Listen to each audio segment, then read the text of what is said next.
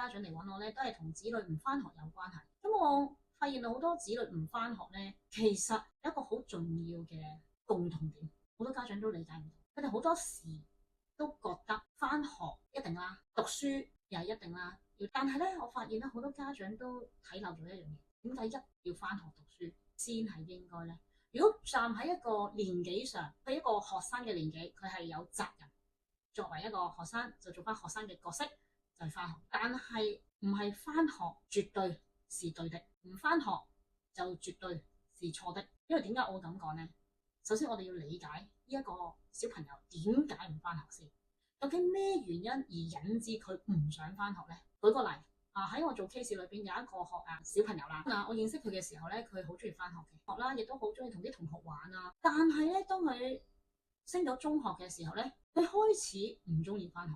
佢嘅家長咧問佢，亦都冇反應啦，因為唔回應啊嘛，係咪？咁個家長就係覺得佢係中意打機咯，所以唔翻學咯，就係中意打機。但我話咦，但係我之前都有同佢接觸過啦。我話佢平常唔係咁，佢好中意翻學，又話同啲同學打波啊，又話同啲同學一齊食嘢，好開心㗎喎。咁點知咧，佢家長咧係佢話我都唔知點解。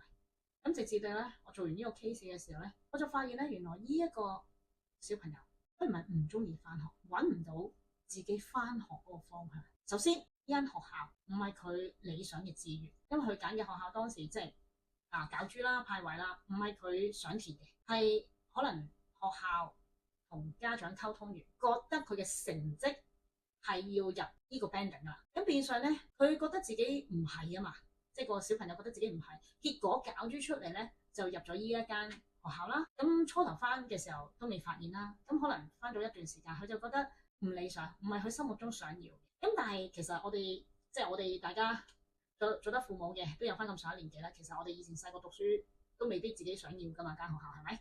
或者自己揀噶嘛，係咪？咁但係過程裏邊，當要揀呢間學校嘅時候，或者老師話佢應該讀呢間學校嘅時候，咁作為家長嘅時候，有冇同呢個小朋友溝通過點解要揀呢？或者老師咩情況下去建議呢？又或者有冇同佢解釋，如果派唔到心目中嘅學校，最終會派嗰啲乜嘢學校呢？有冇同佢真係分析過，令到個小朋友去明白呢？可能好多人會講佢咁細個，佢得個6年級，唔明㗎，理解到咩？其實冇嘢理解唔到嘅喎。但係爭在我哋作為父母嘅，有冇真係同佢真正坐低去溝通清楚，去解釋俾佢聽，揀呢間學校或者 A 學校好，B 學校好，其實理論上係個重點係點啦？咁令到個小朋友去明白咧，因為好多時咧溝通唔清楚，就會發生好多好多嘅問題。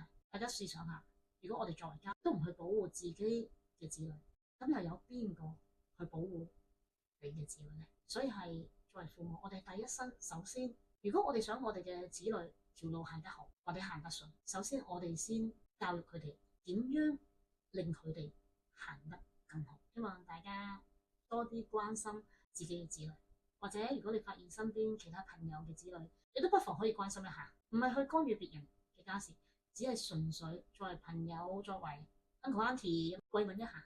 其實個小朋友都會感受到被關心、被關愛。今日嘅分享就係咁多，拜拜！記住 like、share 同埋訂閱我啦。